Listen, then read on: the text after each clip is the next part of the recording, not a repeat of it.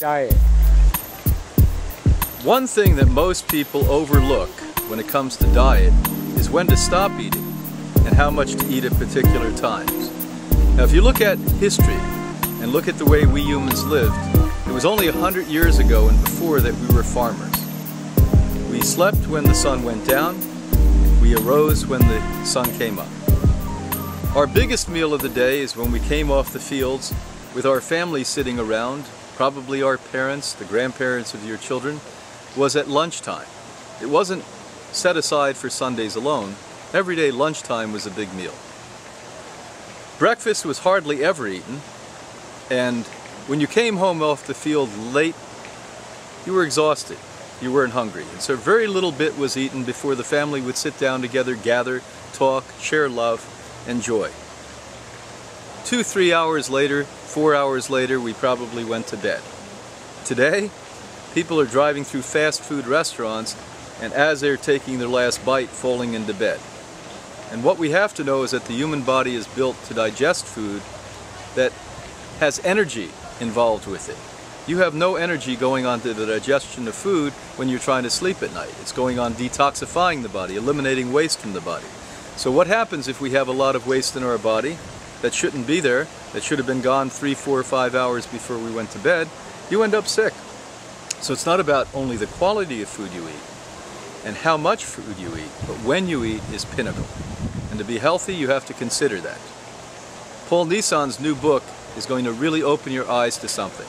This is an old, lost truth, and he's reviving it. And remember, here at Hippocrates, we've been teaching this for 53 years. Great. All right, Paul, you know, I love this topic about when we eat and how we practice eating. You know, what happens to a lot of us, you know, we're in a lot of hurry, and we tend to think that food is just a part of the day, like it's just something we just shove into our body, and it's a part of the day that has no big meaning and doesn't nourish our body, mind and spirit. Like, for example, a lot of our guests comes to Institute, and it's a new habit to sit and chew your food and take time to eat. And whatever you do when you eat, it's going to have an effect of how you digest that food. And in old days, you always sat down, you know, at the table, you gave thanks, you gave attention to what you ate, and it's a tradition that we really need to get back. We can't, you know, rush into a fast food place or, you know, drive through and take our food and eat it in the car and then teach our kids to do the same. They'll never know how to eat. So, you know, we all are at fault many times. We come home late and we have to eat. We try in our family to practice to eat before 7 o'clock as often as we can. I mean, 99% we do that. And your whole body feels so much better. You digest it better, you eliminate it better, but you sleep better too. Sleeping better is definitely depending on when you ate. Paul's coming out with a new book. It's called The Daylight Diet, and Paul asked me to read his book and take a look at it, and he asked me what I thought about it.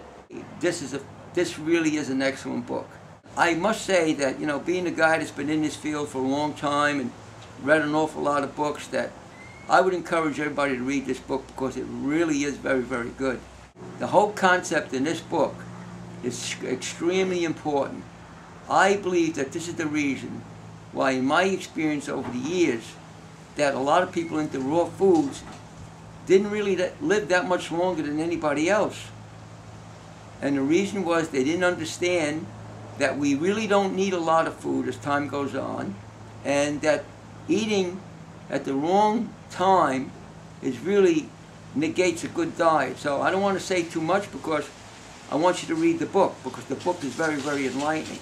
So I encourage everybody that's watching this to read Paul's book. Now, this is just not a promotion. I'm not into promoting things unless I really think they're good. Anybody that knows me knows I'm not that type of a guy.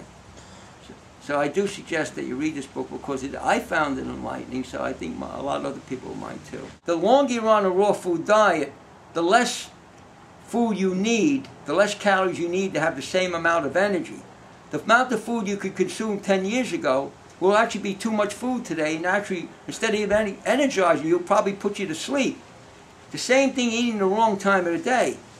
The average person that's eating the standard American diet is so anesthetized by their diet, they won't even notice this. They can eat 3 o'clock in the morning, they're not going to feel that much difference because they're so toxic. But the cleaner you get, the more you realize that eating in between meals, and it doesn't make any difference what it is. I know a lot of people think that you can eat fruit because it's you know, kind of what they say, pre-digested, you can eat it every half hour. Well, it really doesn't work that way as you get advanced into the years. The key is that your body is controlled by circadian rhythms, which controls your metabolism. And how it really works is the optic nerve in your eye is like the lens of a camera. It sends a message to, we'll say, your brain, but it's not that simple. It sends a message to an apostat to start to slow your metabolism so you can have a night's sleep. So if you're eating 12 o'clock at night, your metabolism is way down here. So no matter what you eat, you're not going to break it down completely.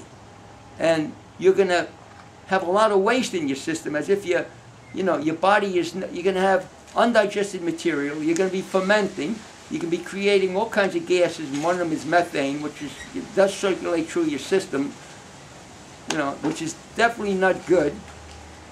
So, eating too early in the day and eating late at night, I mean, there's plenty of people that are surviving and existing and they're getting away with it. They think they're getting away with it. But you'll find out when you get older that you don't get away with it. And I found that out years ago. You don't get away with it. I used to like to eat late at night. Years ago, I was on a raw food diet. I used to get up. I used to train for running long distances. I used to burn everything up.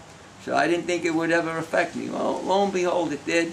Now I realize, for me in my life, eating late at night is not conducive to living a long life. And there's some very good stories in that book. It tells about people that did live a long life.